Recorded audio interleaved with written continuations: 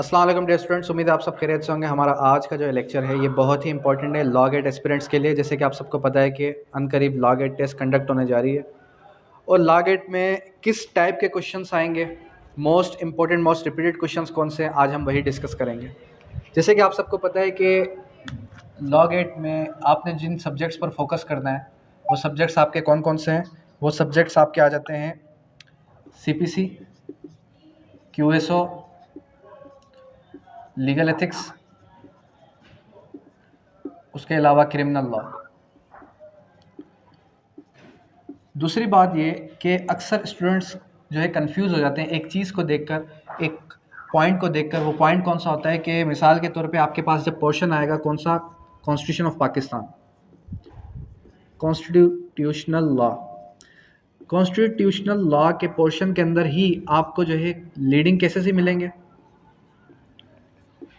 और इसी पोर्शन के अंदर ही आपको इंटरनेशनल लॉ का सिलेबस भी मिल जाएगा। अब आप कंफ्यूज इस तरीके कार से होंगे कि कॉन्स्टिट्यूशनल लॉ के अंदर तो कॉन्स्टिट्यूशन ऑफ पाकिस्तान का सिलेबस होना चाहिए था, इसके अंदर हमें जो है किस लिए कंफ्यूज किया गया। देखें, कॉन्स्टिट्यूशनल लॉ मींस के कॉन्स्टिट्यूशन से रिलेटेड जितने भी क्वेश्चंस हैं, लीडिंग केसेस भी तो कॉन्स्टिट्यूशनल केसेस हैं, इंटरनेशनल लॉ भी तो किसी इंटरनेशनल लॉ का कोई कॉन्स्टिट्यूशन होगा, क्योंकि जैसे कि ICJ है या फिर आपका UN चार्टर है, UN चार्टर भी कहीं ना कहीं का कॉन्स्टिट्यूशन है। इस वजह से उसने कॉन्स्टिट्यूशनल लॉ के अंदर इसको मर्ज कर दिया है। ठीक है, इसी तरीके से QSO आएगा। किस नाम से QSO आएगा? आप लॉ ऑफ एविडेंस के नाम से। और दूसरी बात ये कि जो क्रिमिनल लॉ होगा, क्रिमिनल लॉ के पोर्शन के अंदर ही आपको मिलेगा कौन सा पोर्शन, क्रिमिनल लॉ के पोर्शन के अंदर ही आपको मिल जाएगा CPC और CRPC और PPC। ठीक है, तो ये इस तरीके कार से आपके सवालात आएंगे। अब आते हैं हम अपने टॉपिक की तरफ, जो हमारा आज का लेक्चर है। हमारा आज का जो लेक्चर है वो कौन सा लेक्चर है? वो है आपका इम्पोर्टेंट क्वेश्चंस। अब इम्पोर्टेंट क्वेश्चंस कौन कौन से हैं, मोस्ट रिपीटेड, वही आज हमने डिस्कस करना है। चलें स्टार्ट करते हैं। सबसे पहला क्वेश्चन, अच्छा ये शफल्ड लेक्चर है हमारा। शफल्ड लेक्चर से मुराद ये कि मैं कोई सिर्फ और सिर्फ आपको CPC या सिर्फ और सिर्फ आपको क्रिमिनल लॉ या कोई पर्टिकुलर सब्जेक्ट नहीं पढ़ा रहा, मैं आपको सारे के सारे सब्जेक्ट्स में से जो इंपॉर्टेंट क्वेश्चन है वही पढ़ा रहा हूँ। सबसे पहला क्वेश्चन आ जाता है कि in Syed Zafar Ali Shah PLD 2000 supreme court page number 869, the supreme court of Pakistan allowed dash period to the chief executive with effect to the date of army take over 12th October 1999 for achieving his declared objective। अब इसके अंदर वो time duration पूछ रहा है। किस चीज़ की टाइम ड्यूरेशन पूछ रहा है? वो टाइम ड्यूरेशन इस चीज़ की पूछ रहा है कि जो 2000 वाला केस है सैयद ज़फ़र अली शाह वाला, सुप्रीम कोर्ट ने कितना टाइम पीरियड अलो किया था। तो इसका जो करेक्ट आंसर है वो करेक्ट आंसर है 2 ईयर्स का। फिर उसके बाद नेक्स्ट क्वेश्चन पे आ जाए। नेक्स्ट क्वेश्चन आ जाता है कि Asma Jilani versus government of Punjab, the supreme court held that dash. Supreme court ने किस चीज़ पे जो है अपना फैसला सुनाया था? सुप्रीम कोर्ट ने क्या फैसला सुनाया था अस्मा जिलानी केस में? Martial law was illegitimate. Martial law was illegitimate. Martial law को उसने इलिजिटिमेट यानी कि गैर आइनी करार दिया। उसके बाद आता है Nawaz Sharif versus president of Pakistan, the majority it was held at the April 1993 passed by the President of Pakistan is not within the period conferred with the President under Article 58(2)(b। मतलब कि ये रेफरेंस दे रहा है किस चीज़ का? Article 58(2)(b। Article 58(2)(b। Article 58(2)(b है क्या? देखिए, आर्टिकल 58(2)(b जो है, ऑनलाइन स्टूडेंट्स काइंडली अपने जो है माइक्स म्यूट कर लें ताकि हम क्लास को आगे लेके चल सकें। आर्टिकल 58(2)(b सिंपली हमें ये बताता है कि मिसाल के तौर पे प्राइम मिनिस्टर जो है वो प्रेजेंट नहीं है, प्राइम मिनिस्टर अपने सीट पर प्रेजेंट नहीं है, तो प्राइम मिनिस्टर की एब्सेंस में क्या होगा कि सारे के सारे जो राइट्स हैं, जो ड्यूटीज़ हैं प्राइम मिनिस्टर की, वो उसके एब्सेंस में प्रेसिडेंट परफॉर्म कर सकता है। इसी का जो है राइट यूज़ किसने किया था? जैसे कि हमारे पास जरदारी साहब ने इसको इस्तेमाल किया। किस तरीके से इस्तेमाल किया? बेनज़ीर भुट्टो शहीद हुई, उसके बाद वो प्राइम मिनिस्टर में कन्वर्ट हो गया। नेक्स्ट पे आ जाएं आप। नेक्स्ट आर्टिकल आ जाता है हमारे पास। नेक्स्ट जो क्वेश्चन है हमारे पास, Begum Nusrat Bhutto versus chief of army staff challenged the detention of her husband and 10 other leaders of Pakistan People's Party, Supreme Court of Pakistan by filing constitutional petition. अब देखें बेगम नुसरत भुट्टो ने जो कॉन्स्टिट्यूशनल पिटीशन फाइल की वो किस आर्टिकल के तहत की।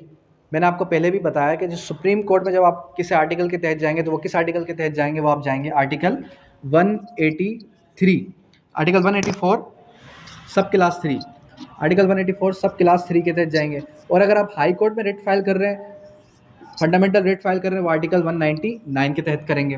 वो 5 जो है रिट्स कौन कौन से, हैबियस कॉर्पस, मैंडामस, सरशोरी, ठीक है, ये 4 से 5 काइंड्स की जो रिट्स हैं, या फिर quo warranto, under what authority you are holding this office, ये रिट्स भी आपको याद हो।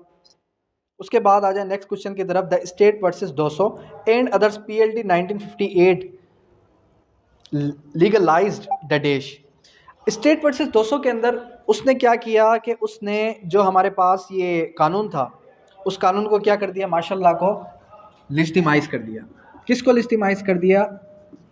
मार्शल लॉ को। तो मार्शल लॉ को लिस्टिमाइज किया गया किस केस के अंदर? स्टेट वर्सेस 200 केस के अंदर। State versus 200।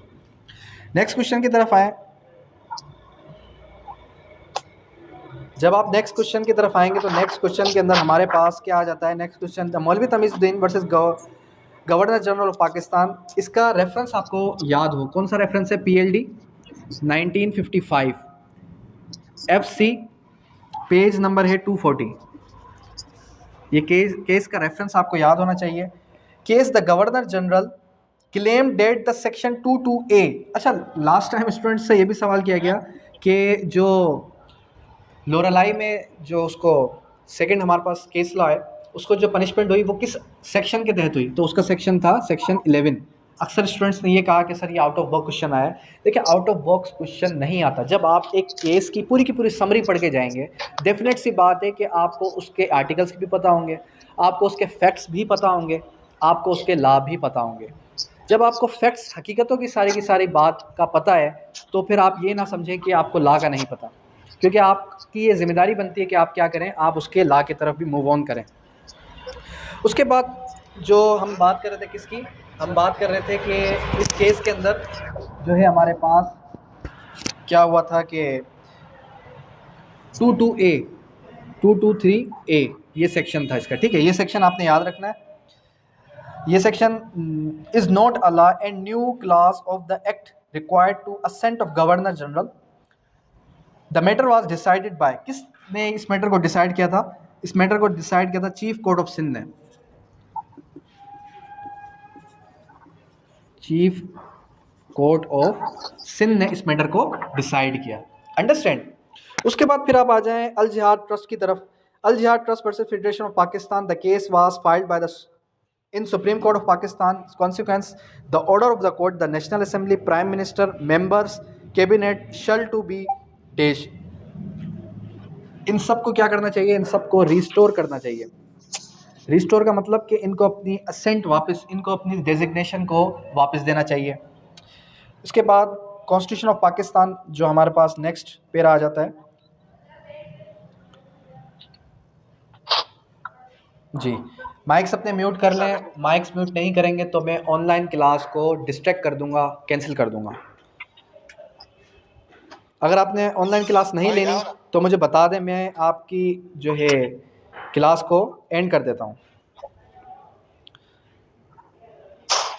नहीं लेनी आपने क्लास? अच्छा, उसके बाद कॉन्स्टिट्यूशन ऑफ पाकिस्तान की तरफ जब हम मूव ऑन करेंगे तो according to the constitution 1973 the state shall provide free and compulsory education to the child. अब सवाल ये आया था लास्ट टाइम कि एक बच्चा जो है उसको स्टेट की क्या रिस्पॉन्सिबिलिटी है कि कितने साल तक वो जो है क्या कर सकती है, उसको एजुकेट करेगी, फैसिलिटेट करेगी। तो ये आया था 5 to 16 ईयर ऑप्शन आया था, और उसके अलावा आपका ऑप्शन आया था 5 to 18 ईयर्स। तो 5 to 16 ईयर्स क्या याद रखना है? 5 to 16 ईयर्स तक जो है उस बच्चे को तालीम देने की सरकार पाबंद है। उसके बाद the person shall not be qualified to be elected or chosen as the member of Majlis Shura unless he is in the case of national assembly not less than dash. कितने साल का होना चाहिए कि वो नेशनल असेंबली जो है हमारे पास मजलिस शुरा में इलेक्ट हो, तो उसकी जो एज है वो कितनी है? 25 ईयर्स एज। सर आवाज सही नहीं आ रहा है, आवाज सही नहीं आ रहा। आवाज़ सही नहीं आ रही है, उसका रीज़न ये है कि आपका इंटरनेट का प्रॉब्लम है, मेरा इंटरनेट का प्रॉब्लम नहीं है। इंशाल्लाह शहरी तक मैं आपको ये पूरा का पूरा लेक्चर प्रोवाइड कर दूंगा, फिर आप उसको वीडियो फॉर्म में भी देख सकते हैं। उसके बाद नेक्स्ट आते हैं हम किसकी तरफ? नेक्स्ट हमारा जो क्वेश्चन है, sir thank you. A house में declare the seat of member vacant without leave of the house, he remain absent consecutive days in its sitting. अच्छा, एक और सवाल बहुत ही इंपॉर्टेंट है कि अगर कोई भी शख्स ओथ लेता है, कोई भी शख्स क्या करता है? ओथ लेता है, चाहे फिर वो प्रेसिडेंट हो, चाहे फिर वो आपका प्राइम मिनिस्टर हो, चाहे फिर वो आपका गवर्नर हो। कोई भी शख्स अगर क्या करता है? ओथ लेता है, तो वो किस शेड्यूल के तहत लेता है? वो आपका लेता है थर्ड शेड्यूल। थर्ड शेड्यूल का नाम आप याद रख लें, बस काफ़ी है इतना। थर्ड शेड्यूल के तहत कोई भी शख्स आपसे वो पूछे प्राइम मिनिस्टर ओथ किसके तहत लेता है, प्राइम मिनिस्टर का ओथ कहाँ मेंशन है, प्रेसिडेंट का ओथ कहाँ मेंशन है, या फिर गवर्नर्स का ओथ कहाँ पर मेंशन है, चाहे फिर वो सिंध का हो, चाहे फिर वो पंजाब का हो, थर्ड शेड्यूल के तहत वो शख्स ओथ लेता है। बस इतना काफ़ी है, ये चीज़ आपने याद रखनी है। फिर आ जाए नेक्स्ट की तरफ। नेक्स्ट क्वेश्चन क्या आ जाता है? Protection of property right is a dash in article 24। अच्छा, अब वो पूछेगा आपसे कि मिसाल के तौर पे आर्टिकल है हमारे पास 8 से लेके 28 तक, इसमें से वो कोई भी एक आर्टिकल देगा, वो पूछेगा ये आपका बेसिक राइट है, ये आपका फंडामेंटल राइट है, या ये आपका जो है, और इसने ऑप्शन क्या दिया, और इसने कॉन्टीजेंट राइट है, या फिर option A B both are correct. अब आप ये बताएं कि आर्टिकल 8 से लेके 8 से लेके 28 तक किस चीज़ की बात करता है? फंडामेंटल राइट्स की बात करता है। चाहे आपको ऐसा लग रहा है कि ये मेरा बेसिक राइट है, बेसिक राइट होना ना होना हम उसकी बात कर ही नहीं रहे, हम किसकी बात कर रहे हैं? हम बात कर रहे हैं किसकी? फंडामेंटल राइट्स की। दैट मीन्स के आर्टिकल 8 से लेकर आर्टिकल 28 तक सारे के सारे क्या है? आपके फंडामेंटल राइट्स हैं, और आपने किस पे टिक करना है? फंडामेंटल राइट्स पर टिक करना है। जैसे कि लास्ट टाइम सवाल क्या आया? प्रोटेक्शन प्रॉपर्टी एज पर article 24 constitution of Pakistan is dash right, vested right, human right, contingent right, या फिर फंडामेंटल राइट। तो ऑप्शन क्या था? Fundamental right. मतलब 8 से लेके 28 तक जो भी राइट्स हैं आपने उसको वन लाइनर में याद कर लेना अच्छे से, फिर उसके बाद आप ये क्लेम ना कीजिएगा कि सर ये पढ़ाया नहीं था। फिर आ जाए आप किसकी तरफ? एज पर article 62 constitution of Pakistan the award is specified the person to be contest for dash election of national assembly Islamic republic of Pakistan. तो फिर वही बात आ गई, कितनी ईयर्स एज होनी चाहिए? 25 ईयर्स एज होनी चाहिए। नेक्स्ट क्वेश्चन आता है, according to 1973 constitution of Pakistan the president held to the national assembly is, जो शख्स हेल्ड करता है नेशनल असेंबली को वो कौन करता है? स्पीकर। कौन करता है? आपका स्पीकर। ये सवाल आपको इस तरीके से याद हो।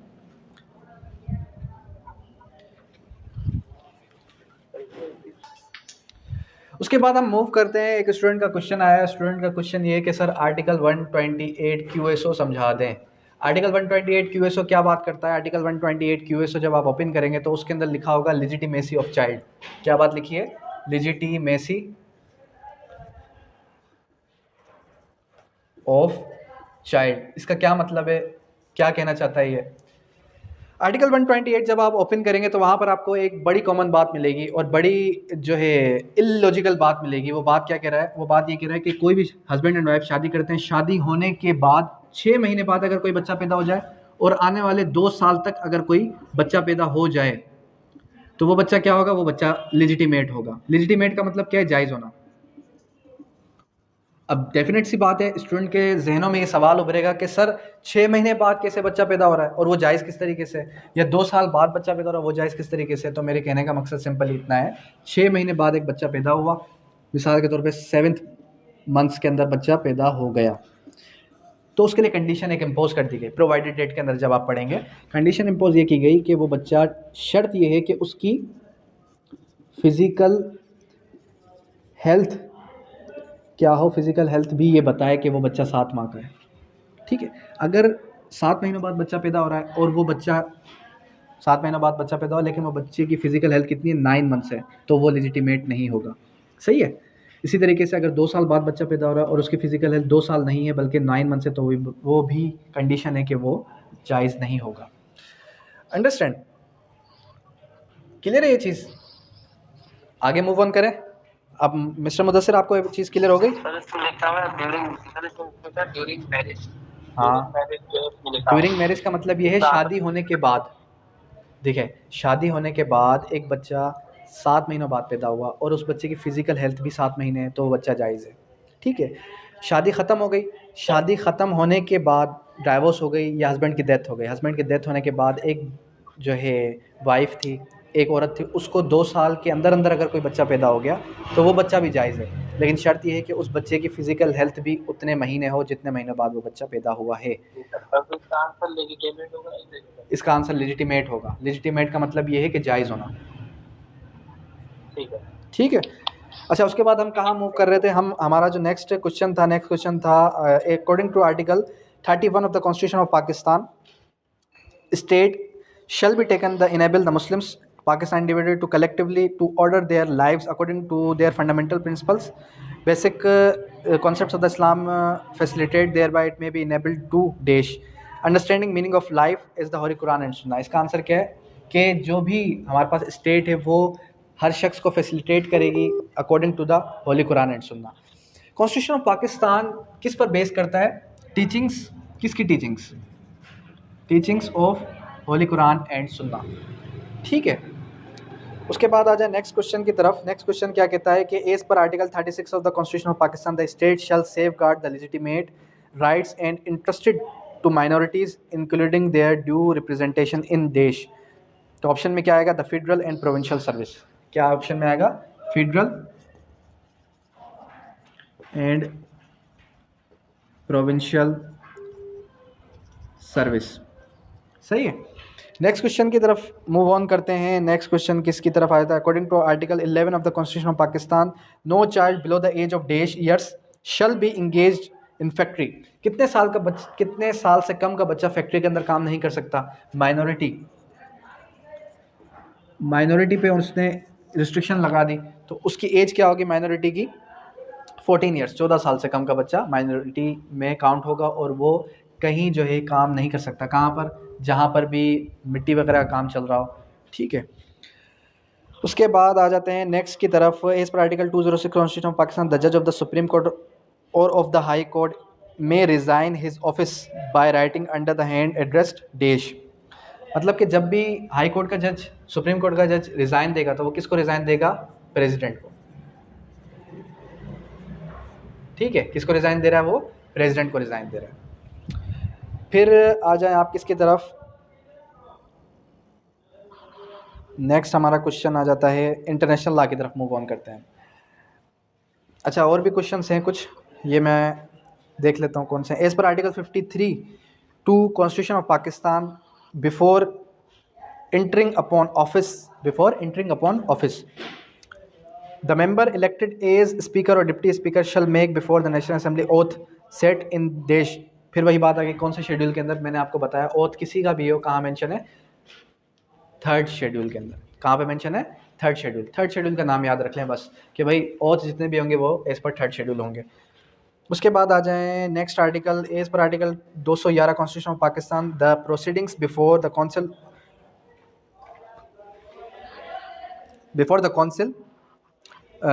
its report to be president and removal of judge as per class 6209 shall be called in question।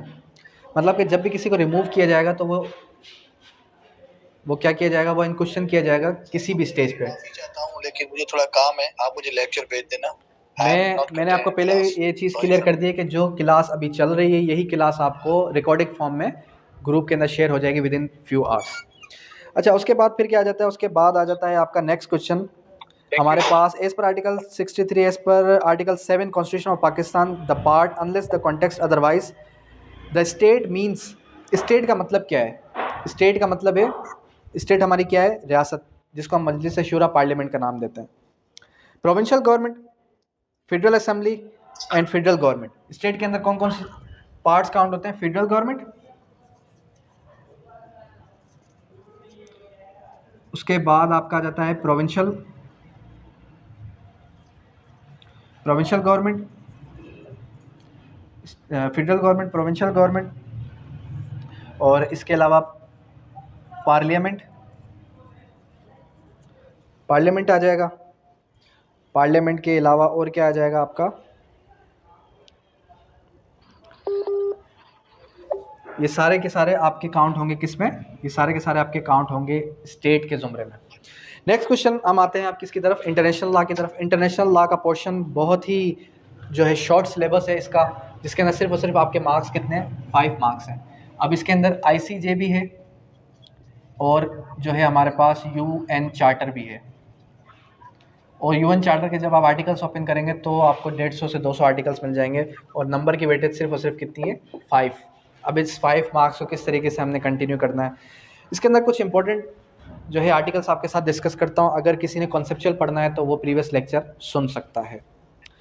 Membership of the United Nation is dash which accepts the objection United Nation Charter and the judgment of the organization are able in writing carry out the objections। इसके अंदर options हैं open to all, peace loving state, open to all states. इसके अंदर जो correct option है वो क्या है, open to all peace loving states. मतलब ये जो हमारे पास ऑप्शन इन्होंने दिया कि जो भी मेंबर बनेगा वो open to all peace loving states के लिए होगा।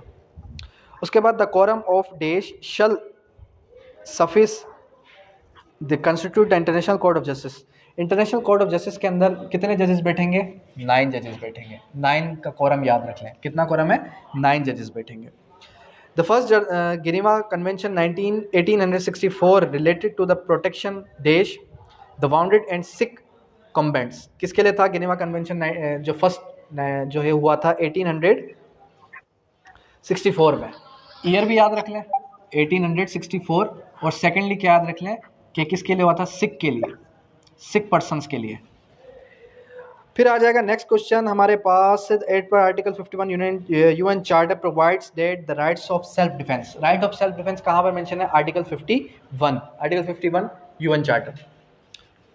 अभी मैं UN चार्टर डिस्कस कर रहा हूँ आपके साथ। फिर क्या आ जाएगा आपका, फिर आ जाएगा आपका next question, the offence of piracy is subject to the jurisdiction of देश ऑल स्टेट्स। पायरेसी का जो ऑफेंस है, पायरेसी जो आप समुद्री जहाज़ के अंदर आप देखते हैं कि लोग छुप जाते हैं, जो कि इसके ज़ुमरे में आता है, ये ऑल स्टेट्स के ख़िलाफ़ वर्जी है। जितने भी स्टेट्स हैं उन सब की ख़िलाफ़ वर्जी एक किस्म की, ठीक है। उसके बाद member temporary members of UN security council. UN security council के टेम्प्रेरी मेंबर कितने हैं, 12 टेम्प्रेरी मेंबर्स हैं। फिर नेक्स्ट क्वेश्चन आ जाता है आपका, article 39 UN charter mention 3 grounds enforcing action, namely breach of peace, aggression, threat, international peace. ये तीनों चीज़ आपने याद रखनी है। कौन कौन सी, breach of peace, breach of peace के अलावा फिर क्या आ जाता है आपका, एक्ट ऑफ एग्रेशन,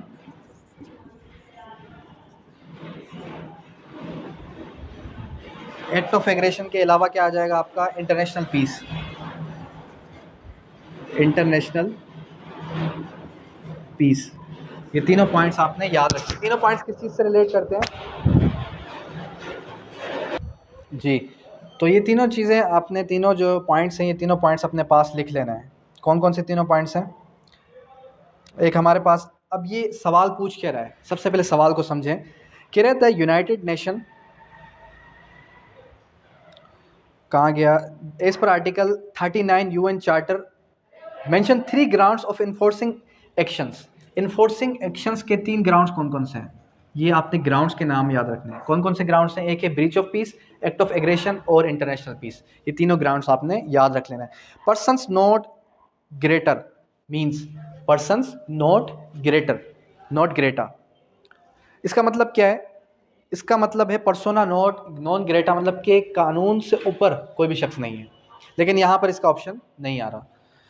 उसके बाद आ जाता है आपका the strata doctrine relates to, दो हमारे पास स्ट्रेटा डॉक्ट्राइन है, किस चीज़ से रिलेट करती है, ये रिलेट करती है आपके रिकॉग्नाइजेशन ऑफ स्टेट, स्टेट की रिकॉग्नाइजेशन। स्टेट की रिकॉग्नाइजेशन का मतलब क्या है कि रिकॉग्नाइज करना, ये स्टेट कहाँ पर सिचुएट करता है, इसके ऊपर किसकी हुकूमत होनी चाहिए, इसके ऊपर किसकी हुकूमत नहीं होनी चाहिए, ठीक है। उसके बाद the general Assembly of United Nation is to meet in देश and its such special sessions may require. जो भी हमारे पास जनरल असेंबली, UN चार्टर की जनरल असेंबली की मीटिंग होती है वो कितनी होती है, वो होती है एनुअल बेसिस पे, कि कौन से बेसिस पे? एनुअल बेसिस पे, यानी कि साल में एक बार इनकी मीटिंग हेल्ड होती है। यहाँ तक कोई सवाल हो?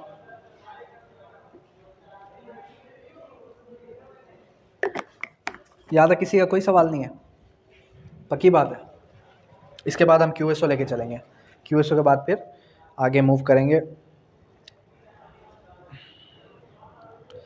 अच्छा जी, उसके बाद क्या आ जाता है? एज पर article 8 statute of the ICJ, the general assembly and the security council shall proceed independently of one another.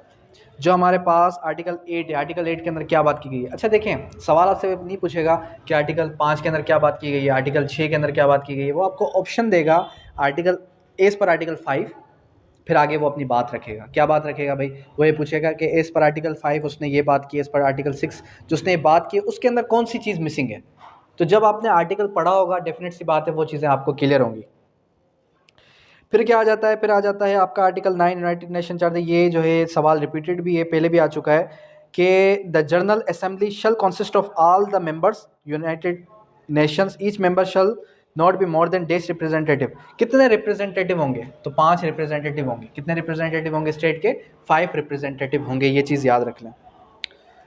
फिर आ जाते हैं हम किसकी तरफ? इंग्लिश जूरिस्प्रूडेंस की तरफ मूव ऑन करें या किसकी तरफ करें? जो सिलेबस जो आपको लग रहा है कि सर ये पोर्शन क्लियर करना चाहिए, मुझे उसका बता दें ताकि फिर मैं उसको लेके चलूँ। क्यूएसओ को, ठीक है, क्यूएसओ को देख लेते हैं। क्यूएसओ के अंदर मैं आपको सिर्फ इंपॉर्टेंट आर्टिकल्स दिखवा लेता हूँ। वो इंपॉर्टेंट आर्टिकल्स आपने पढ़ लेना एक दफ़ा, तो इंशाल्लाह आपको ये चीज़ें क्लियर हो जाएंगी। ठीक है, अब क्यूएसओ के अंदर आर्टिकल 2 ओपन करें। आर्टिकल 2 किस चीज़ की बात करता है? इंटरप्रिटेशन। आर्टिकल 2 इंटरप्रिटेशन जब आप ओपन करेंगे तो उसके अंदर आपने एक चीज़ याद रखनी है कि एक है हमारे पास फैक्ट इन इशू और एक है हमारे पास रेलेवेंट फैक्ट। ठीक है, रेलेवेंट फैक्ट क्या है, फैक्ट इन इशू क्या है, दोनों को समझे ज़रा। फैक्ट इन इशू मतलब कि जो असल वक़्वा जिस काज ऑफ एक्शन की वजह से आप कोर्ट में आए। रेलेवेंट फैक्ट उस मसले से रिलेटेड जितने भी मसले होंगे वो होंगे रेलेवेंट फैक्ट। फिर आ जाएगा डॉक्यूमेंट। अब ये जो हमारे पास वर्ड डॉक्यूमेंट है ये इस आर्टिकल के अंदर भी सब क्लास बी के अंदर मेंशन है और यही आपका आर्टिकल 29 जो हमारे पास पीपीसी है वहाँ पर भी है। किसी भी चीज़ के ऊपर कोई भी बात लिखी है वो सब के सब क्या है, लेटर फिगर हो कुछ भी हो तो वो क्या है, वो आपका डॉक्यूमेंट है। सिंपल सी बात है, जब एक चीज़ यहाँ पर लिखी है, बोर्ड के अंदर कुछ लिखा हुआ है, ये बोर्ड भी डॉक्यूमेंट है। मेरी शर्ट पे कुछ लिखा हुआ है वो भी डॉक्यूमेंट है। सब कुछ डॉक्यूमेंट है एज पर आर्टिकल 2 सब क्लास बी के तहत। फिर किसकी तरफ मूव ऑन करेंगे? फिर इसके आगे जो मोस्ट इंपोर्टेंट आर्टिकल आ जाता है आर्टिकल 3। आर्टिकल 3 क्या बात करता है? Competency of witness. Competency of witness को पूरा का पूरा पढ़ें एक दफ़ा। क्या कह रहा है इसके अंदर? एक चीज़ आपको मिलेगी प्रोवाइडेड डेट की। अक्सर स्टूडेंट्स क्या करते हैं, प्रोवाइडेड डेट से आगे पढ़ते ही नहीं है। आर्टिकल का एक क्लास पढ़ लिया और कहा कि भाई यही ठीक है। हाँ भाई ये ठीक तो है, लेकिन उसके आगे कोई और बात भी तो कर रहा है। वो जो आगे बात कर रहा है उसको भी तो आपने लेके चलना है। कॉम्पिटेंसी ऑफ विटनेस के अंदर सिंपल ये बात कह रहा है कि एक बच्चा है, अगर वो कोर्ट की बात को समझ सकता है, उसका दुरुस्त जवाब दे सकता है। एक बच्चा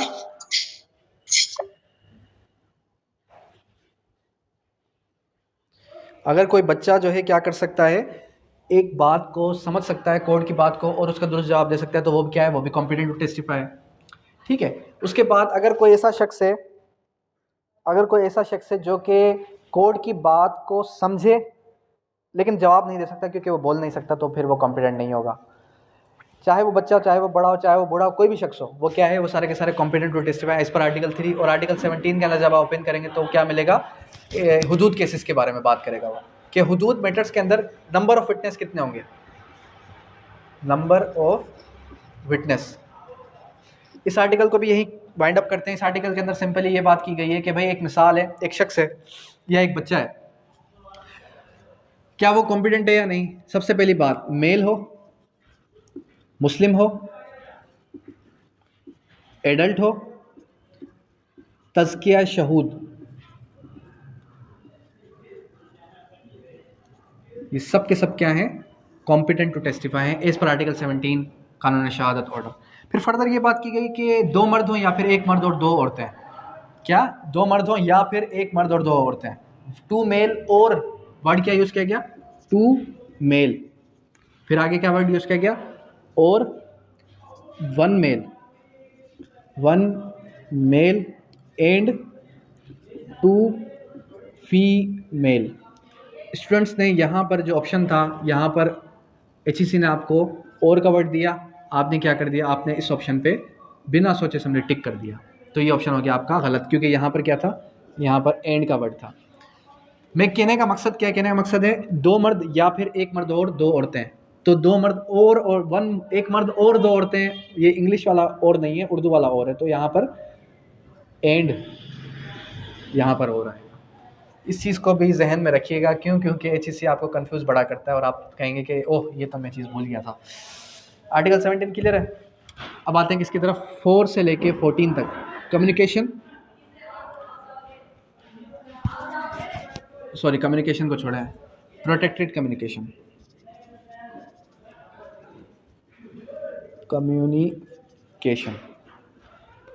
प्रोटेक्टेड कम्युनिकेशन के अंदर कौन कौन से आ जाएंगे, एक आ जाएगी मैजिस्ट्रेट्स, फिर आ जाएगा ड्यूरिंग मैरिज,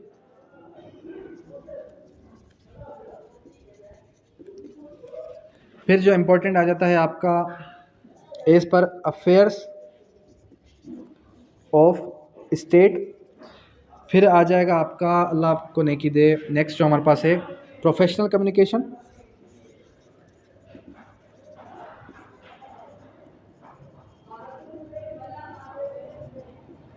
प्रोफेशनल कम्युनिकेशन के बाद जो है प्रोडक्शन ऑफ टाइटल डीड। यहाँ से एक सवाल आपका लाजमी आएगा। अब वो सवाल क्या होगा, वो सवाल ये होगा कि इनमें से कोई भी कम्युनिकेशन है वो प्रोटेक्टेड है, फोर्स डिस्क्लोजर है, या फिर जो है क्या कौन सी कम्युनिकेशन है। जितने भी आर्टिकल 4 से लेके 14 तक कम्युनिकेशंस बताई गई वो सब की सब क्या है, प्रोटेक्टेड कम्युनिकेशन है फ्रॉम फोर्स डिस्क्लोजर। किसी को मजबूर नहीं किया जा सकता कि आप बताएं कि आपने अपनी बीवी के साथ कौन सी कम्युनिकेशन की थी, क्या बात की थी, क्या बातचीत नहीं की थी। ये सब के सब क्या है, कम्युनिकेशन ड्यूरिंग मैरिज हो, कम्युनिकेशन टू मजिस्ट्रेट्स जजेस हों, तो ये लोग पाबंद नहीं है कि किसी को जवाब दे सकें। उसके बाद क्या आ जाएगा, उसके बाद आ जाएगा आर्टिकल 15। आर्टिकल 15 किस चीज़ की बात करता है, इनक्रिमिनेटिंग क्वेश्चन। किसी भी शख्स को मजबूर नहीं किया जा सकता कि वो क्या करे, अपनी ही ज़ात के खिलाफ गवाही दे दे कि हाँ मैं चोरी करने गया था रात के 3 बजे, हाँ मैं ये काम करने गया था, ये काम करने नहीं गया था। उसके बाद आ जाएगा आर्टिकल 16। आर्टिकल 16 किस चीज़ की बात करता है, अकम्प्लिस। अकम्प्लिस क्या है, अकम्प्लिस मतलब शरीक जुर्म। क्या कहता है अकम्प्लिस, शरीक जुर्म।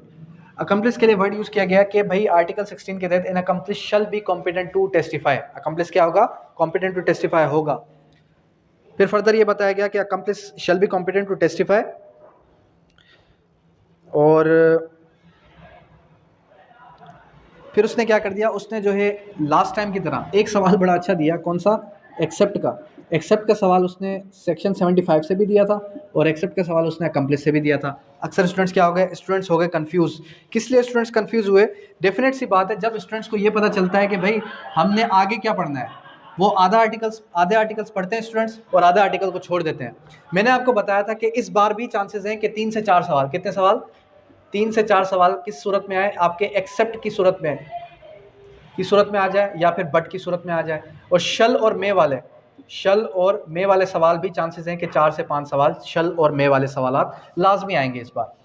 अब उसने ये पूछा कि जो अकम्प्लिस है शल भी कॉम्पिटेंट टेस्टिफाई है, बट एक्सेप्ट इन हुदूद केसेस में आप अकम्प्लिस शरीक जुर्म की गवाही काबिल कबूल हरगिज़ नहीं है।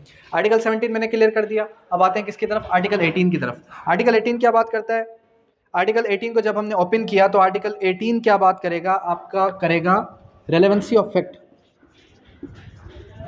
रेलेवेंसी ऑफ फैक्ट क्या कहता है कि जब भी गवाही दी जाएगी, या तो दी जाएगी फैक्ट इन इशू की, या दी जाएगी रेलेवेंट फैक्ट की। अब ये फैक्ट इन इशू क्या है, रेलेवेंट फैक्ट क्या, मैंने आपको यहीं पर क्लियर कर दिया कि फैक्ट इन इशू वो फैक्ट, वो हकीकत जो असल वकूआ, असल बात हो, ज़्यादा इसके बाद, ठीक है। असल वक़ुआ, असल बात हो, असल मुद्दा हो, जिसकी वजह से आप क्या कर रहे हैं, जिसकी वजह से आप कोर्ट के अंदर आए हैं, ठीक है। रेलेवेंट फैक्ट क्या होगा कि relevant fact which relates to the matter, आपके मैटर के साथ जो भी मैटर रिलेट करेगा वो सब का सब क्या होगा, रेलेवेंट फैक्ट होगा। उसके बाद फिर क्या आ जाता है, उसके बाद फिर आ जाता है आपका नेक्स्ट आर्टिकल। नेक्स्ट आर्टिकल कौन सा है, नेक्स्ट आर्टिकल है आपके पास आर्टिकल नंबर 19। आर्टिकल नंबर 19 किस चीज़ की बात करता है, रेस गिस्चे। रेस गिस्चे क्या है, रेस गिस्चे मीन्स थिंग्स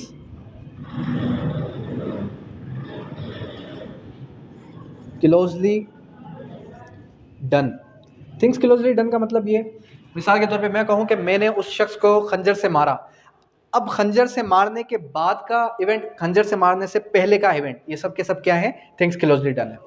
उसके बाद आ जाएगा आर्टिकल 20। आर्टिकल 20 क्या बात करता है, आर्टिकल 20 बात करेगा हमारे पास के जो ओकेजन है, जो हमारे पास मोटिव, प्रिपरेशन, ये सब के सब क्या है, मोटिव हो, प्रिपरेशन हो, प्रीवियस सब्सीक्वेंट कंडक्ट हो, ये सब का सब भी आपके मैटर के साथ रिलेट है या इररिलेट है, इसके बारे में बताएं।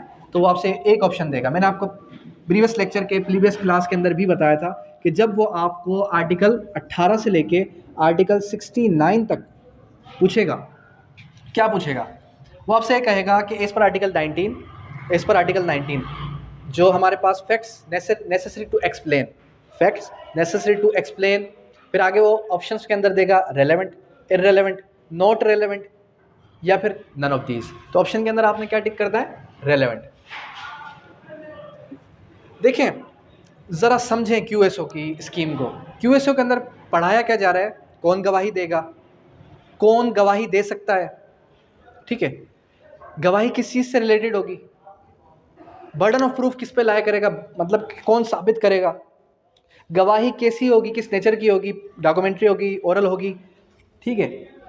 और जो लोग गवाही नहीं दे सकते, क्या उनकी गवाही किसी भी सूरत में काबिल कबूल होगी या नहीं होगी, ये सब के सब सवालात कहाँ पर आएंगे, सब के सब सवालात आपके आएंगे कानून शहादत ऑर्डर से रिलेटेड।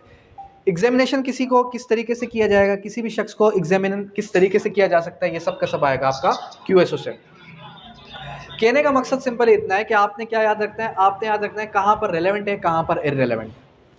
उसके बाद आ जाए बहुत ही important article, article 22।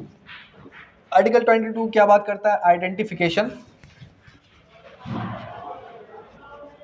Period. Identification period क्या है, आइडेंटिफिकेशन पेरियड के अंदर आपने ये याद रखना है कि 9 किस्म की डमीज होंगी और आपके सामने लेकर आया कोई और आपसे पूछा आपके साथ जो सुबह में जो चोरी हुई थी उनमें से चोरी किसने की। अब डेफिनेट सी बात है, सुबह की चोरी शाम तक आप याद रख सकते हैं, 5 दिन बाद आप याद नहीं रख सकते।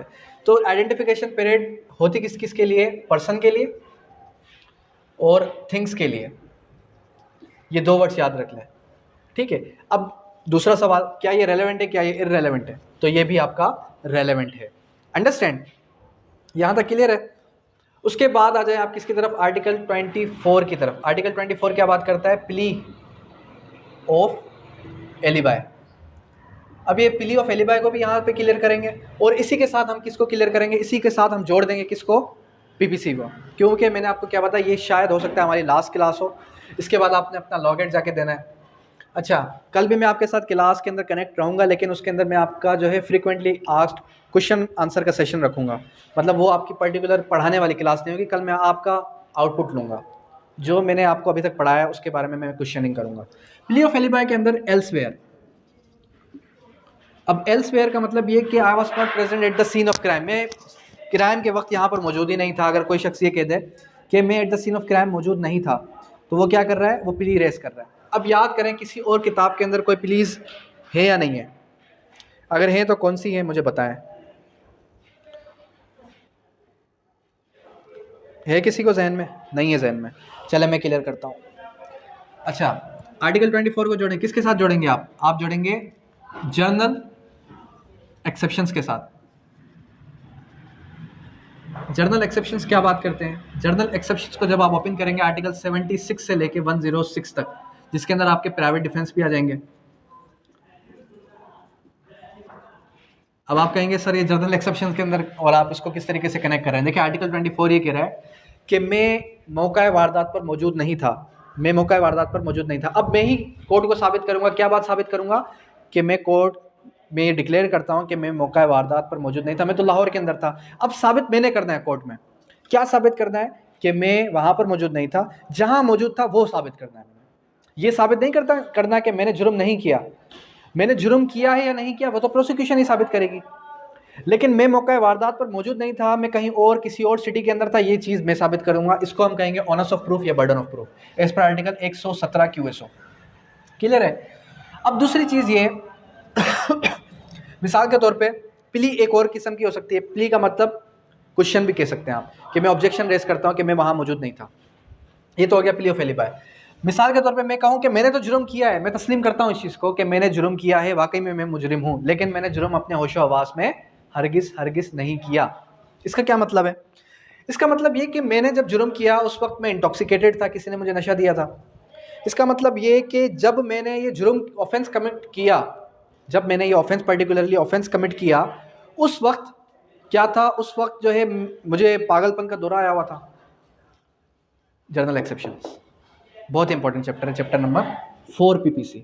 यहाँ से आपके 1-2 सवाल लाजमी आएंगे और वो आपसे क्या पूछेगा? Nothing is an offence.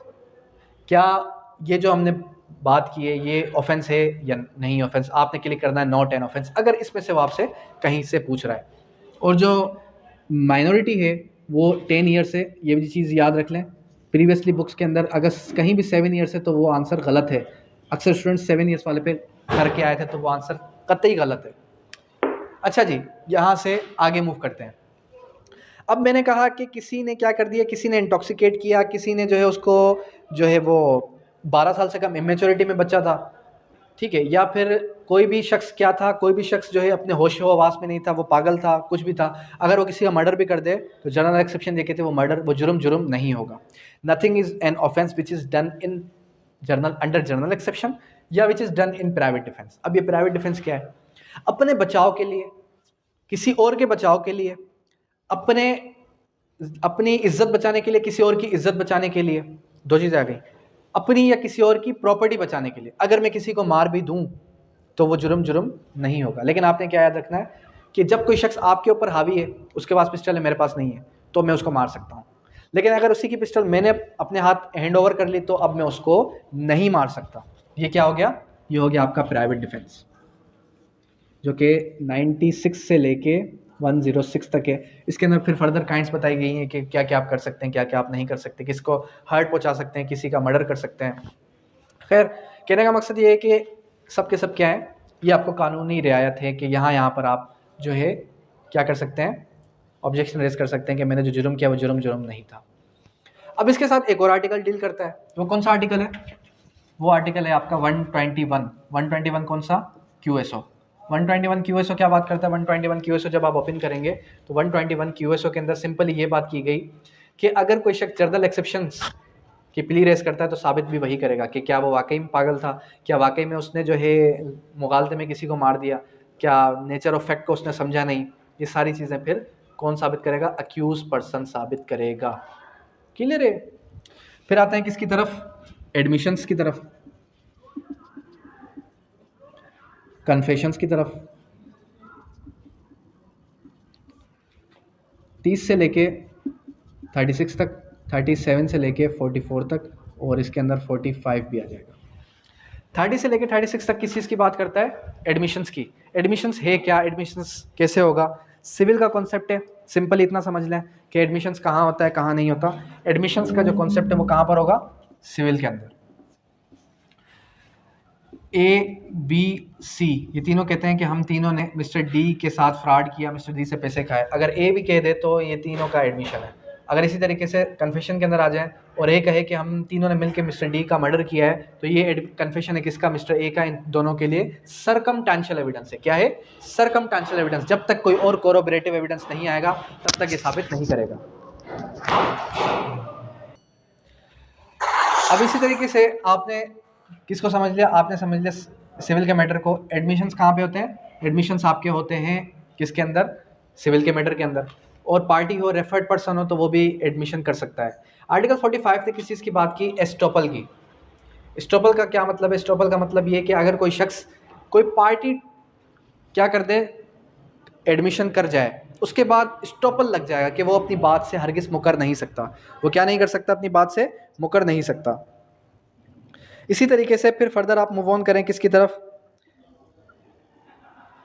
Further आप मूव ऑन करेंगे आपके नेक्स्ट टॉपिक की तरफ, कन्फेशन की तरफ। Confession article 37, 38, 39। आर्टिकल 37, 38, 39 बड़ा इंपॉर्टेंट है। आर्टिकल 37, 38 क्या बात करता है? Confession in front of police, confession in custody of police, दोनों की किसी भी किस्म की नो एविडेंटरी वैल्यू भी याद रख सकते हैं। इसी तरीके से अगर वो आपसे ये पूछ ले सिंपली कि आप ये बता दें कि अच्छा ये रेलेवेंट है या नॉट रेलेवेंट है, confession in front of police, relevant, not relevant, irrelevant, तो आंसर क्या होगा? इररेलेवेंट। क्या होगा? इररेलेवेंट। क्यों इररेलेवेंट होगा? क्योंकि जाहिर सी बात है, मैंने आपको क्या बताया, पूरा का पूरा चैप्टर किस चीज का निचोड़ है? रेलेवेंसी ऑफ फैक्ट का। कौन कौन सी बातें, कौन कौन से फैक्ट्स क्या होंगे? रेलेवेंट होंगे, इररेलेवेंट होंगे। माइक म्यूट कर लें काइंडली, ठीक है। कौन कौन सा फैक्ट क्या होगा? रेलेवेंट होगा, इररेलेवेंट होगा। लेकिन आपने यहाँ पर ये याद रखना है कि कन्फेशन जब पुलिस के सामने किया जाए, इन कस्टडी ऑफ पुलिस किया जाए, तो उसकी किसी किस्म की कोई भी अहमियत नहीं है। अच्छा, उसके बाद इंकशाफी बयान आर्टिकल 40 है, जो क्या बात करता है? How much of confession is to be proved. इसका क्या मतलब है? इसका मतलब सिंपल इतना है, सो वेरी सिंपलेस्ट। कौन सा सिंपलेस्ट? इसका मतलब सिंपल इतना है कि अगर मिसाल के तौर पे मैं ये कह दूं कि मिस्टर मुदस्सिर, जो कि इस टाइम ऑनलाइन क्लास ले रहे हैं, अच्छा ऑनलाइन पे इस टाइम पे हमारे पास एक ही कैंडिडेट है, लगता है बाकी सारे के सारे इंटरेस्टेड नहीं है। बाद में फिर ये क्लेम हरगिज़ मत कीजिएगा, ऑनलाइन को मैं अभी ऑन द रिकॉर्ड ये बात कर रहा हूँ। फिजिकली तो मुझे पता है कि कितने स्टूडेंट्स हैं, जितने मेरे पास प्रीवियसली आ रहे थे उतने ही अभी भी मौजूद हैं। बाद में फिर स्टूडेंट्स अगर पास नहीं होते तो कहते हैं कि सर ने अच्छा नहीं पढ़ाया। आप प्रीवियसली रिकॉर्ड उठा के देख लें ग्रुप के कि सारी की सारी क्लासेस ऑन टाइम है, किसी ने अटेंड की, किसी ने नहीं की, मेरे पास सारा रिकॉर्ड मौजूद है। अच्छा, खैर मैंने स्टूडेंट से ये भी प्रॉमिस किया हुआ है कि अगर कोई स्टूडेंट 80+ मार्क्स स्कोर करेगा तो उसको लावित मुबारक कोचिंग की तरफ से एक ट्रॉफ़ी, उसके शील्ड जो है उसके घर पे मिलेगी। वो कैसे मिलेगी वो मैं टीसीएस वगैरह करवा दूंगा। खैर, अच्छा आर्टिकल 40 ने क्या बात की? आर्टिकल 40 ने सिंपल इतनी बात की कि जब मैं जाके ये कह दूँ पुलिस के सामने कि मैंने मिस्टर जुलैद का मर्डर किया है और मैंने उसकी लाश जो है फ़लाँ कब्रिस्तान में जाके दफनाई है। अब मिस्टर जुलैद क्या कहेगा? मिस्टर जुलैद तो डेड है। पुलिस क्या करती है? पुलिस जाके देखते हैं वाकई उसकी लाश वहीं पर दफन है। मैं कहता हूँ मेरे जो खून से लथपथ कपड़े हैं, वो खंजर है, वो सब मेरे घर पे मैंने छुपा के उस जगह पे रखा हुआ है। अब पुलिस जब देखती है तो वाकई में वो चीज़ मिल जाती है। कन्फेशन का वो हिस्सा जो साबित हो रहा है, जो क्या हो रहा है? साबित हो रहा है। पुलिस क्या कर लेगी? उसको कलेक्ट कर लेगी, मुझे हथकड़ियाँ पहना के, मुझे हैंडकफ्स पहना के अरेस्ट कर लेगी। फिर भी कन्फेशन की ज़रूरत है। फिर भी किसकी ज़रूरत है? कन्फेशन की। अब इसको दोबारा आप क्रॉस रेफरेंस के साथ कनेक्ट करें। 164 किस चीज़ के बारे में बात करता है? स्टेटमेंट्स के बारे में। सीआरपीसी बता रहा हूँ। 164 सीआरपीसी बात करता है स्टेटमेंट्स के बारे में। और सेकेंडली बात किस चीज़ की करता है? सेकेंडली बात करता है आपका कन्फेशंस के बारे में। और 164 हमेशा रेड विथ होता है किसका साथ? 364 के साथ। तो ये तो हो गया हमारा कन्फेशन, कि कन्फेशन का कितना हिस्सा साबित करने की ज़रूरत है, कितना हिस्सा साबित करने की ज़रूरत नहीं है। खैर, उसके बाद आ जाएंगे आप किसकी तरफ? आर्टिकल 45 की तरफ। स्टॉपल भी क्लियर हो गया। अब आते हैं किसकी तरफ? अब आते हैं हमारे पास 53 से लेके 58 की तरफ। 53 से 58 तक किस चीज़ की बात करता है? How much of statement is to be proved. Statement के कितने हिस्से को साबित करने की ज़रूरत है? स्टेटमेंट जो आप दे रहे हैं उसके कितने हिस्से को साबित करने की ज़रूरत है? आर्टिकल 54 ने तो सिंपल इतनी बात कर दी कि जब आप प्रीवियस कोई जजमेंट उठा के ले आए, प्रीवियस कोई भी जजमेंट उठा के लेके आ जाते हैं, तो उसके बाद आपको हरगिज़ साबित करने की ये ज़रूरत नहीं है कि आप ये बताएं कि आप वहाँ पर थे, आप वहाँ पर नहीं थे, आप ये बताएं कि आपने क्या किया, क्या नहीं किया। खैर, आपने जब जजमेंट पेश कर दी प्रीवियसली तो आपकी वो जजमेंट काउंटेबल है। आर्टिकल 54 ने बात की, जो बात आर्टिकल 53 के अंदर नहीं है वो 54 के अंदर है।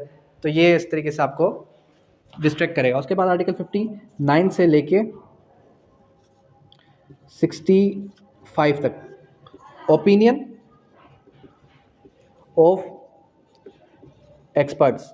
ओपिनियन ऑफ एक्सपर्ट्स के बारे में क्या बात करता है? ओपिनियन ऑफ एक्सपर्ट्स के बारे में हमारे पास बात करेगा कि मिसाल के तौर पे मैंने आपको आगे चल के पढ़ाना है एक आर्टिकल, बहुत ही इंपॉर्टेंट आर्टिकल 70 से लेके 71, ओरल एविडेंस। क्या बताना है मैंने? Oral evidence. ओरल एविडेंस मतलब ज़बानी गवाही। मैं कहता हूँ कि मैंने किसी का मर्डर होते हुए देखा, मैं कह रहा हूँ कि मैंने किसी का मर्डर होते हुए देखा है, क्लास के अंदर मिस्टर जुलैद ने मिस्टर अली का मर्डर कर दिया, ठीक, कर दिया। अब oral evidence must be direct का मतलब ये कि मैं खुद गवाही दूं जाके, लेकिन उसकी एक्सेप्शन भी है। Where there is general rule there is an exception. उसकी एक्सेप्शन क्या मौजूद है? उसकी एक्सेप्शन ये है कि अगर मिस्टर जुलैद की डेड बॉडी मिलती है और डॉक्टर से ये पूछा जाए कि आप ये बताएं इसकी मौत कैसे हुई है, वो डॉक्टर ये कहता है कि इसकी मौत 2 घंटे पहले हुई है, इसकी जो डेथ हुई है वो डेथ हुई है गला घोटने की वजह से, तो ये कैसे बता रहा है वो? As per his expertise. कैसे बता रहा है? उसकी एक्सपर्टीज़ के हिसाब से। क्लियर है ये? अंडरस्टैंड? उसके बाद फिर क्या आ जाता है? उसके बाद फिर आ जाता है कि ओपिनियन ऑफ एक्सपर्ट, एक्सपर्टीज़ की जो है, एक्सपर्ट किस किस चीज़ पर होगा? साइंस पर हो, फॉरेन लॉ पर हो और आर्ट पर हो। कौन से वर्ड्स याद रखते हैं? की वर्ड्स जो हैं साइंस, आर्ट और फॉरेन लॉ। डोमेस्टिक लॉ नहीं हो, फॉरेन लॉ। ये 3 वर्ड्स आपने याद रख लेना है। उसके बाद आर्टिकल 61, 62 किस चीज़ की बात करेगा? आर्टिकल 61, 62 हैंड राइटिंग की बात करेगा और सिग्नेचर की बात करेगा। हैंड राइटिंग और सिग्नेचर जब भी आ जाएगी तो अगर वो एक्सपर्टीज़ के पास जाएंगे, तो अगर वो एक्सपर्टीज़ उसको देख लें, समझ लें, तो वो क्या होगा? वो भी आपका रेलेवेंट हो जाएगा। क्लियर है? यहाँ तक कोई सवाल, यहाँ तक कोई ऐसी बात जो समझ में ना आई हो?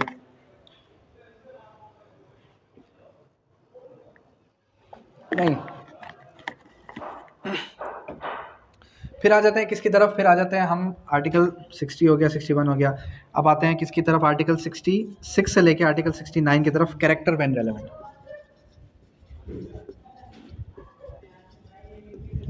कैरेक्टर व्हेन रेलेवेंट का मतलब ये कि जब आप कोई सिविल मैटर दे रहे हैं तो उसके अंदर प्रीवियस कैरेक्टर गुड है, बैड है, रेलेवेंट है, इररेलेवेंट है, ये चीज़ याद रख लें। और जब आप 69 पढ़ रहे हैं तो उसके अंदर क्रिमिनल के अंदर प्रीवियस बैड कैरेक्टर रेलेवेंट है, इररेलेवेंट है, ये चीज़ याद रख लें, काफ़ी है इतना। फिर आ जाते हैं किसकी तरफ? 70 और 71 की तरफ, ओरल एविडेंस। ओरल एविडेंस के बारे में क्या बात कर रहा है? ओरल एविडेंस के बारे में उसने हमें सिंपली इतना बताया कि जब भी आप ओरल एविडेंस देंगे, जब भी आप क्या देंगे, जब भी आप ओरल एविडेंस देने जा रहे हैं, तो ओरल एविडेंस के बारे में आपने सिंपली इतना बता देना है कि oral evidence must be direct.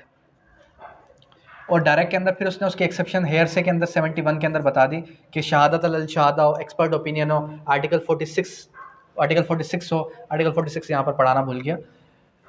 Article 46 बात करता है किस चीज़ की? कि persons can not be found as witness, persons who can not be found as witness. तो वो कौन कौन से लोग हैं जिसको एज अ विटनेस फाउंड नहीं हो, तो फिर वो क्या आएंगे? नहीं आएंगे। अगर कोई शख्स मर जाए, अगर कोई शख्स मिल नहीं रहा, या फिर अगर कोई शख्स ऐसा है कि जो लापता हो गया है, या फिर किसी रिलेशन की बात है, तो ये सब के सब को बुलाने की ज़रूरत नहीं है। 71 ने किस चीज़ की बात की? हेयर से एविडेंस इज नो एविडेंस। तो 71 ने तो बात कर दी कि भाई हेयर से एविडेंस की कोई भी एविडेंटरी वैल्यू नहीं है, hearsay evidence is no evidence. Clear है? लेकिन एक्सेप्शन भी बता दी, 46 की सूरत में एक्सेप्शन बता दी, 59 से 65 की सूरत में एक्सेप्शन बता दी, शहादत अल शहादा की सूरत में एक्सेप्शन बता दी। लेकिन अभी तो हमारे पास कौन सा दौर आ गया है? मीडिया का दौर आ गया है, तो आजकल की सूरत में आप फ़ोन कॉल पे भी विटनेस को बुला सकते हैं। अच्छा जी, यहाँ तक क्लियर है? 70, 71 कोई सवाल, कोई चीज़? 72 से लेके 73 किस चीज़ की बात करता है? प्राइमरी और secondary evidence. Primary and secondary evidence क्या बात करता है? प्राइमरी एंड सेकेंडरी एविडेंस बात सिंपल इतना करता है कि जब आप एक किताब खुद से ले जाएं कि जज साहब ये किताब है, इस किताब के अंदर, इस कानून के अंदर ये बात लिखी है, वो क्या है? प्राइमरी एविडेंस है। उस किताब की फोटोकॉपी लेके जा रहे हैं, वो क्या है? सेकेंडरी एविडेंस है। एक ओरिजिनल डॉक्यूमेंट में ले जाता हूँ किसी भी रिकॉर्ड ऑफ राइट की एंट्री का, तो वो क्या है? प्राइमरी एविडेंस है। उसकी फोटोकॉपी लेके जाता हूँ, वो क्या है? सेकेंडरी एविडेंस है। अब इसके अंदर जो 8 क्लासेज हैं, कितने क्लासेज हैं? 8। ऑप्शन के अंदर वो क्या कहेगा? ऑप्शन के अंदर वो ये कहेगा कि इन 8 में से कोई भी एक की ऑप्शन देगा और बाकियों को कोई और ऑप्शन देगा। अब बताएं कि क्या ये प्राइमरी है, सेकेंडरी है? तो वो क्या होगा? वो सेकेंडरी होगा। आपने खुद आइडेंटिफाई करना है कि वो प्राइमरी के अंदर काउंट हो रहा है या सेकेंडरी के अंदर काउंट हो रहा है। फिर आ जाते हैं किसकी तरफ,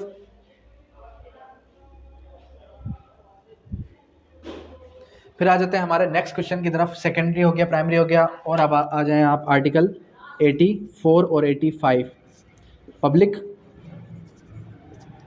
एंड प्राइवेट डॉक्यूमेंट्स। अब ये पब्लिक और प्राइवेट डॉक्यूमेंट्स क्या हैं, किस तरीके से इसको समझेंगे। पब्लिक और प्राइवेट डॉक्यूमेंट्स, देखें कोई भी ऐसा डॉक्यूमेंट जिस डॉक्यूमेंट तक हर शख्स की रसाई है। मिस्टर जुलैद ने निकाह किया है या नहीं किया, इस बात की तरफ तो हम आ ही नहीं रहे। हम ये पूछ रहे हैं कि इसका रिकॉर्ड नादरा के पास है या नहीं है, जाके आप चेक करके आएंगे। अगर इसने रजिस्टर्ड निकाह करवाया होगा तो वो क्या होगा, वो होगा आपका पब्लिक डॉक्यूमेंट। अगर अभी तक इसने रजिस्टर्ड नहीं करवाया, फ्री विल करवाइए, कोर्ट के अंदर ही डॉक्यूमेंट पड़ा हुआ है, तो वो क्या होगा, वो होगा आपका प्राइवेट डॉक्यूमेंट। पब्लिक डॉक्यूमेंट कोई भी ऐसा डॉक्यूमेंट जिस डॉक्यूमेंट तक हर शख्स की रसाई हो, वो क्या है, पब्लिक है। और जिस तक हर शख्स की रसाई ना हो, वो क्या है, प्राइवेट डॉक्यूमेंट है। क्लियर है ये। उसके बाद फिर क्या आ जाए आप, उसके बाद आप आ जाए नेक्स्ट आर्टिकल की तरफ, आर्टिकल 90 से लेके 101 तक प्रिजम्पशंस। प्रिजम्पशंस एज पर फैक्ट्स या फिर प्रिजम्पशन एज टू लॉ। एक आता है प्रिजम्पशन एज टू फैक्ट्स और एक आता है presumption of law. Presumption as to law जो है, प्रिजम्पशन एज टू फैक्ट 129 के अंदर है। और प्रिजम्पशन एज टू डॉक्यूमेंट्स जो है, मैं लॉ बता रहा हूँ लेकिन यहाँ पर आंसर है डॉक्यूमेंट मेरे पास। अच्छा, प्रिजम्पशन एज टू डॉक्यूमेंट्स के अंदर जब आप देखेंगे तो ये कह रहा है कि 30 साल पुराने डॉक्यूमेंट्स, कोई भी ऐसा डॉक्यूमेंट जो कि ओरिजिनल हो, सर्टिफाइड हो, वो सब के सब क्या हैं, वो सब के सब किसी के साथ आपको शेल कवर्ड मिलेगा, किसी के साथ आपको मे कवर्ड मिलेगा। तो प्रिजम्पशन है, प्रिजम्पशन मतलब मफरूज़ा है कि उसको समझा जाएगा कि वो रियल है, वो फेक है, या वो रियल नहीं है।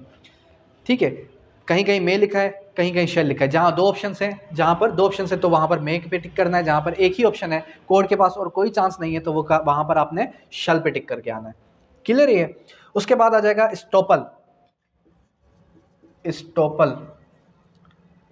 स्टॉपल के बारे में आपने याद रखना है, आर्टिकल 113 से लेकर 116 तक।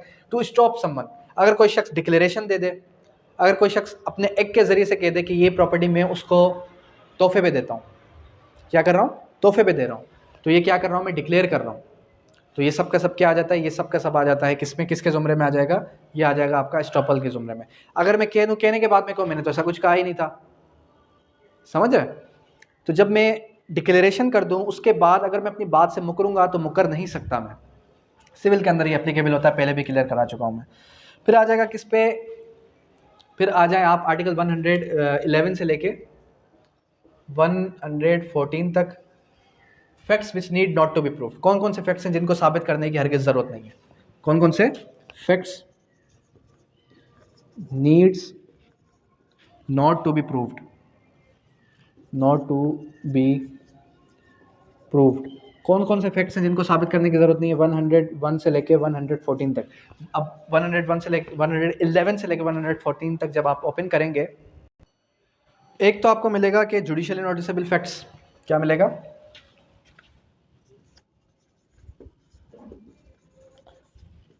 Notice able facts. फिर आपको मिलेगा एडमिटेड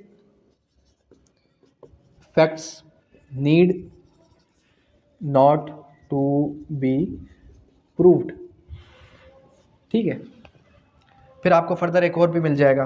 खैर, आर्टिकल 112 ओपन करेंगे तो उसने पूरी की पूरी एक लिस्ट बता दी। कौन कौन सी लिस्ट बता दी, उसने बताया भाई आर्म्ड फोर्स, आर्म्ड जो हमारे पास वेपन्स हैं उनको भी साबित करने की ज़रूरत नहीं है। इससे हटके जितने भी वेपन्स हैं, जितने भी हमारे पास जितनी भी चीज़ें हैं, वो सब के सब ऐसे फैक्ट्स हैं जिनको हरगिज़ साबित करने की ज़रूरत नहीं है। क्लियर है ये। तो ये क्या हो गया, ये हो गया facts which need not to be proved. मतलब कोर्ट के अंदर इर्रेलेवेंट बात तो करनी ही नहीं है, आपने ये कहना ही नहीं है कि शादी हुई फिर उसके बाद ये हुआ। क्लियर है ये। उसके बाद आप किसकी तरफ आएंगे, उसके बाद आप आ जाएं बर्डन ऑफ प्रूफ की तरफ। आर्टिकल 117 से लेके 128 तक। आर्टिकल 117 क्या बात करता है, बर्डन ऑफ प्रूफ की तरफ। किसकी तरफ लेके जा रहा है आपको, burden of proof. Burden of proof क्या है, 12 सबूत किस पे होगा। आर्टिकल 117 ने ये बात की कि भाई जो केस लेके आएगा, a person who assets not who denies, जो असर्ट करेगा वही साबित करेगा कि जुर्म किसने किया है। फिर आर्टिकल 121 मैंने आपको प्रीवियसली क्लियर करा दिया। इसके अंदर इंपॉर्टेंट आर्टिकल 128 बड़ा इंपॉर्टेंट है, जो अक्सर स्टूडेंट्स पूछ लेते हैं कि भाई लेजिटिमेसी ऑफ चाइल्ड, कोई भी बच्चा 6 महीने के बाद, शादी के बाद 6 महीने बाद पैदा हो, शादी खत्म होने के 2 साल के अंदर अंदर पैदा हो, तो वो बच्चा जायज़ बच्चा है, लेजिटिमेट है। कैसे, क्या, क्यों, इसको छोड़ दें। उसके बाद आ जाए 129 प्रिजम्पशन एज टू फैक्ट्स। चोरी का सामान किसी से बरामद होगा तो ये प्रिजम्पशन है कि चोरी उसी ने की है। अकम्प्लिस, शरीक जुर्म, अगर कोई शरीक जुर्म है, अगर वो गवाही देता है तो कोर्ट के नज़र में वो काबिल एतमाद के लायक हरगिज़ नहीं है। ये भी चीज़ क्लियर हो गई। फिर फर्दर किसकी तरफ आएंगे आप? 130 से ऑनवर्ड। किसकी तरफ? 130 से लेके 144 तक है। 130 से ऑनवर्ड आएगा order of examination. Order of examination से मुराद ये कि किस तरीके कार से आप जो है एग्जामिनेशन करेंगे, किस तरीके से आप किसी को एग्जामाइन करेंगे। पहले क्या होगा? पहले होगा एग्जामिनेशन इन चीफ, चीफ के बाद होगा क्रॉस, क्रॉस के बाद होगा री एग्जामिनेशन। चीफ किस तरीके से किया जाएगा? हाँ भाई बताओ, आपने क्या देखा, कैसे देखा? चीफ तो वकील की ज़रूरत नहीं होती। चीफ कौन रिकॉर्ड करवाता है? Party to his own witness. Cross कौन करवाता है? Adverse party to adverse witness. सही है। जब क्रॉस हो गया, जरा हो गई, उसके बाद अगर पार्टी है, कौन सी पार्टी है? Calling party. कॉलिंग पार्टी देखती है कि मेरा गवाह बिक चुका है, ब्राइब्ड हो चुका है, तो वो अपने ही गवाह से कुछ सवालात कर सकती है। उसके बाद फिर एडवर्स पार्टी के पास राइट आ जाएगा कि वो क्या कर सकता है, वो उसका क्रॉस भी कर सकता है इस पर आर्टिकल 133 QSO 133। फिर लीडिंग क्वेश्चन 136 के अंदर बताया गया लीडिंग क्वेश्चन क्या है? Leading question which leads towards the answer. ऐसे सवालात जो आपको किसकी तरफ रहनुमाई कर रहे हैं? जवाबों की तरफ रहनुमाई कर रहे हैं। तो leading questions shall must not be asked generally, but कहीं कहीं पूछे भी जा सकते हैं, क्रॉस के अंदर पूछे जा सकते हैं। उसके बाद फिर आ जाएगा आपका क्वेश्चंस लॉफुल इन क्रॉस एग्जामिनेशन 144। ये मैं इसलिए QSO की तरफ इसलिए बढ़ाऊँ ताकि 20 नंबर में से 18 नंबर आपके कवर हो जाएं। खैर, क्वेश्चंस लॉफुल इन क्रॉस एग्जामिनेशन, कौन कौन से सवालात जो हैं वो लॉफुल हैं क्रॉस एग्जामिनेशन में? कौन कौन से सवालात हैं? इंसल्टिंग अनोइंग क्वेश्चंस पूछे ही नहीं जा सकते, हरगिज़ पूछे नहीं जा सकते। ऐसे सवालात हों जो कि रेलेवेंट हो आपके केस के साथ। 150 क्या बात करता है? Hostile witness. हॉस्टाइल विटनेस क्या है? मुनहर्रिफ गवाह। फिर आ जाएगा 155 refreshment of memory. Refreshment of memory, अपनी मेमोरी या किसी भी शख्स की मेमोरी को रिफ्रेश करने के लिए अगर उसको कोई बात दोबारा याद दहानी करवाई जाए तो वो भी रेलेवेंट है कानून की नज़र में। 163 एडमिशन और एक्सेप्टेंस और डिनायल ऑन ऑथ। ये भी क्लियर करवा चुका हूँ कि अगर कोई शख्स क्या करे, ये कहे कि आप हल्फन कसम उठा लें कि ये चीज़ आपकी है या मेरी है, तो मैं चीज़ आपको दे देता हूँ। एडमिशन वो एक्सेप्टेंस और डिनायल ऑन ऑथ आ गया। फिर आ गया मॉडर्न डिवाइसेस। जितने भी मॉडर्न डिवाइसेस आज के दौर में पाकिस्तान के अंदर मौजूद हैं, सब के सब एडमिसिबल पीस ऑफ एविडेंस है। ये हो गया कानून शहादत ऑर्डर कंप्लीट। इससे प्रीवियस मैंने आपको क्या बताया? इंपॉर्टेंट आर्टिकल्स बताए इंटरनेशनल लॉ के, इंपॉर्टेंट आर्टिकल्स बताए कॉन्स्टिट्यूशन ऑफ पाकिस्तान के। कितने मार्क्स हो गए आपके? 35 मार्क्स यहाँ से कवर हो गए। 35 में से अगर ये लेक्चर सुन लेंगे तो आप एटलीस्ट 25 तो ऑब्टेन कर सकते हैं, अगर इस लेक्चर को अच्छे से सुने तो। ठीक है, अब आते हैं किसकी तरफ? अब आते हैं थोड़ा डिस्कशन कर लेते हैं। बाकी जो चैप्टर्स रह गए हैं, बाकी जो हमारे पास टॉपिक्स या सब्जेक्ट्स रह गए हैं, वो प्रीवियसली लेक्चर्स में मैं कवर करवा चुका हूँ। ठीक है, जहाँ से मुझे लगा कि ये इंपॉर्टेंट हिस्सा है तो वो मैंने आपको कवर करवाया। अब अगर लॉ गेट की बात की जाए तो देखें, इतना भी टफ या मुश्किल टेस्ट नहीं है जो आप ये कहेंगे सर होगा ही नहीं, टेस्ट क्रैक कर ही नहीं सकते। बिल्कुल क्रैक कर सकते हैं। 100 में से 50 उठाना कोई बड़ी बात है ही नहीं, अगर आप सारे के सारे सब्जेक्ट्स को टच करके आ चुके हैं, सारे के सारे लेक्चर्स मेरे लेकर आ चुके हैं। हाँ, वो बात अलग है कि आप लापरवाही करते हैं, वेब जनरेटेड टेस्ट ही नहीं देते, तो फिर उसमें आप मुझे लायबल ठहरा ही नहीं सकते। कोशिश करें जितना हो सके उतना ज़्यादा बैरेक्स पर फोकस करें। आज मैं 2x की स्पीड में चल रहा हूँ क्योंकि मुझे पता है कि सिलेबस बुक पूरी की पूरी कवर करवाना बहुत शॉर्ट टाइम में बहुत मुश्किल है। खैर, अब थोड़ा 1x पे आ जाता हूँ। 2x पे चला था, आपने 1x पे सुनना, अभी 1x पे हूँ तो फिर 2x पे चले जाइए। कहने का मकसद सिंपल इतना है कि कोशिश आपने यही करनी है कि आपने जितना हो सके उतना ज़्यादा बैरेक्स पढ़ना है। टाइम कम है, परसों आपका टेस्ट है, आप क्या करें, आप जो है बैरेक्स को उठा लें, बैरेक्स को गो थ्रू करें जितना हो सके। QSO CPC लीगल एथिक्स की तरफ बढ़ें। QS और CPC लीगल एथिक्स की तरफ बढ़ेंगे तो इंशाल्लाह आप मार्क्स ऑब्टेन कर जाएंगे। अगर अभी भी कोई चीज़ समझ में नहीं आई, कोई भी ऐसी क्वेरी, कोई भी ऐसा क्वेश्चन है जो आपको लगता है कि ये चीज़ क्लियर नहीं है, एंड टाइम तक, इवन अगर 10 बजे प्रेजेंट होना है लॉग एड के टेस्ट के अंदर, उससे आधा घंटा पहले भी मुझसे कोऑर्डिनेट करेंगे, मैं आपको आंसर कर दूंगा। स्टूडेंट्स की कभी मेरे से शिकायत नहीं रही कि सर जवाब ही नहीं देते, सर कॉल नहीं उठाते। हमेशा कॉल उठाता हूँ, हमेशा जवाब देता हूँ। पूछने वाले बने बस, ठीक है। इंशाल्लाह अल्लाह आपको कामयाब करे। Thank you, that's all.